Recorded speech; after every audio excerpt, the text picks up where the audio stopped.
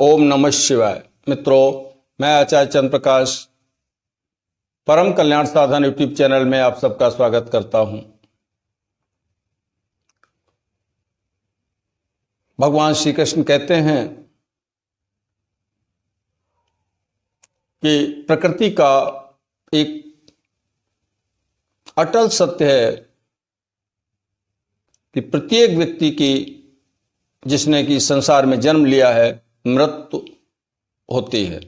यह एक ऐसा सत्य है जिसे कभी भी झुटलाया नहीं जा सकता।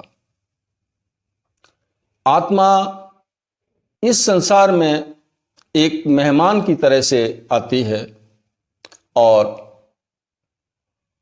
समय पूरा होने पर इस संसार से विदा हो जाती है।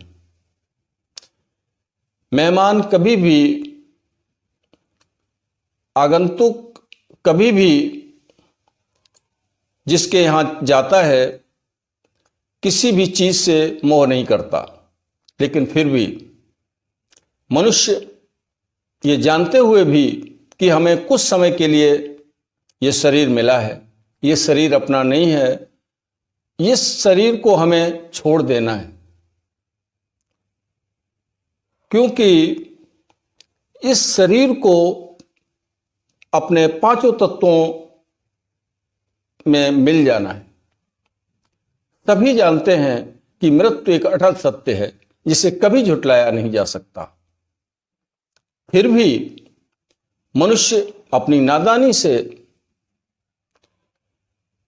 शरीर से संबंध रखने वाली वस्तुओं से अनावश्यक मोह पैदा कर लेता है, लगाव पैदा कर लेता है, जुड़ाव पैदा कर लेता है। कुछ वस्तुओं से उसका जुड़ाव हो जाता है जो मरने के बाद में भी बना रहता है, और मरने के बाद उसकी आत्मा उन्हीं वस्तुओं के आसपास भटकती रहती है। भगवान श्री कृष्ण कहते हैं कि जो लोग मरे हुए व्यक्ति की इन वस्तुओं का उपयोग करते हैं वो घनघोर परिस्थिति और परेशानी में पड़ जाते हैं, आत्माओं के चक्कर में पड़ जाते हैं और दर दर भटकने को मजबूर हो जाते हैं। वो ऐसे जाल में फंस जाते हैं जिससे निकलना बहुत ही मुश्किल होता है। हर तरफ से बर्बाद हो जाते हैं ऐसे लोग जो मृतक की वस्तुओं का उपयोग करते हैं। तो वो कौन सी वस्तुएं हैं जिनका उपयोग करने से हमें परेशानियों का सामना करना पड़ जाता है? बताने से पहले मेरा निवेदन है कि जो लोग इस चैनल पर पहली बार आए हैं, चैनल को सब्सक्राइब करके बेल आइकन को प्रेस कर दें ताकि आने वाली हर वीडियो का नोटिफिकेशन उन्हें मिल जाए।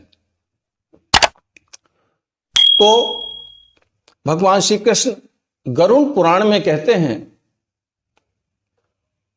कि वस्तुओं में सबसे अधिक लगाव व्यक्ति का अपने वस्त्रों से होता है। यदि हम मृतक के वस्त्रों का उपयोग करते हैं तो उनकी आत्मा जो कि उन्हीं वस्त्रों के आसपास भटक रही है हमारे साथ जुड़ जाती है, और जिसका परिणाम यह होता है कि हमारे लिए घर में विकट से विकट परिस्थिति वह आत्मा पैदा कर देती है। हमको शारीरिक और मानसिक रूप से कमजोर बना देती है। लाइलाज बीमारियां दे देती है। हम सारे जीवन उन बीमारियों को ठीक कराने में लगे रहते हैं, जबकि जड़ वो है हमने उनकी वस्तुओं का इस्तेमाल कर रखा है। जो भी वस्त्र हम उनके उपयोग कर रहे हैं, हमें चाहिए कि कभी भी हम उनकी वस्तुओं का उपयोग ना करें, उन्हें किसी को दान दे दें या फिर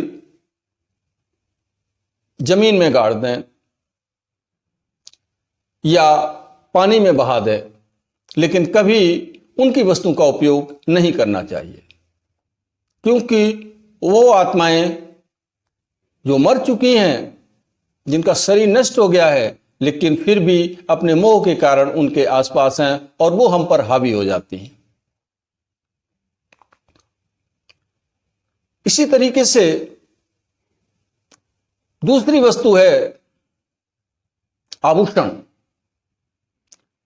कभी भी किसी भी मृतक व्यक्ति के आभूषणों को नहीं पहनना चाहिए। सबसे अधिक मोह स्त्रियों का तो आभूषणों पर होता है, और जब हम उनके आभूषणों को उनकी बगैर मर्जी के, उन्होंने अपने जीवन काल में हमको यदि वो नहीं दिए हैं या उनकी इच्छा नहीं थी देने की, ऐसी स्थिति में भी हम उनके वस्त्रों को पहन लेते हैं, वो उनके आभूषणों को पहनते हैं, तो वो आत्मा हमारे शरीर से चिपक जाती है और फिर तरह तरह की परेशानियों में हमें डाल देती है। भगवान श्री कृष्ण कहते हैं कि हमें भी इन आभूषणों का लोभ नहीं करना चाहिए। उन आभूषणों को हम ऐसा कर सकते हैं कि तोड़वा करके, गलवा करके नए आभूषण बनवा लें। उन्हें उसी स्थिति में नहीं पहनना चाहिए। महिलाओं को विशेष रूप से इस बात का ध्यान रखना चाहिए कि किसी भी मृतक के आभूषण उसी स्थिति में ना पहने। हाँ, यदि उन्होंने मरते समय वो आभूषण दे दिए हैं तो पहन सकते हैं, तब उस आत्मा का उसके प्रति लगाव समाप्त हो चुका होता है। उस समय हमें कोई भी परेशानी नहीं होगी, अन्यथा हम ऐसी परेशानी में घिर जाएंगे, उन आत्माओं के मकड़ जाल में फंस जाएंगे कि सारे जीवन निकलना मुश्किल हो जाता है। विशेष करके जब कुंवार के महीने में पितृपक्ष आता है, उस समय तो उनके वस्त्रों को, उनके आभूषणों को किसी भी कीमत पर नहीं पहनना चाहिए उस पूरे पक्ष में, क्योंकि उस समय तो पितर घर में ही होते हैं। जो मर चुके हैं वो हमारे पितर होते हैं, वो तो घर में ही वास करते हैं उन 15 दिन के लिए। तो उस समय बिल्कुल नहीं पहनना चाहिए, उन आभूषणों को तोड़वा लेना चाहिए। तीसरी वस्तु जो बहुत अधिक हमारे ऊपर सकारात्मक या नकारात्मक प्रभाव डाल सकती है, वो है घड़ी। घड़ी समय का प्रतीक है और घड़ी पर विशेष मोह होता है उस आत्मा का जो दिवंगत हो चुकी है, मर चुकी है। उस घड़ी को कभी किसी भी स्थिति में हमें धारण नहीं करना चाहिए, उसको तो दान ही कर दें तभी अच्छा है, वरना हम उस आत्मा की गिरफ्त में आ जाएंगे। जाने और अनजाने में हमें इतनी परेशानियां होंगी कि हमें वो बर्बाद करके रख देगी। आर्थिक रूप से परेशान करेगी, आर्थिक रूप से बर्बाद करेगी, शारीरिक रूप से बर्बाद करेगी, मानसिक रूप से बर्बाद कर देगी। और उसका कोई भी ऐसा इलाज नहीं है कि उस आत्मा से हमें छुटकारा मिल जाए।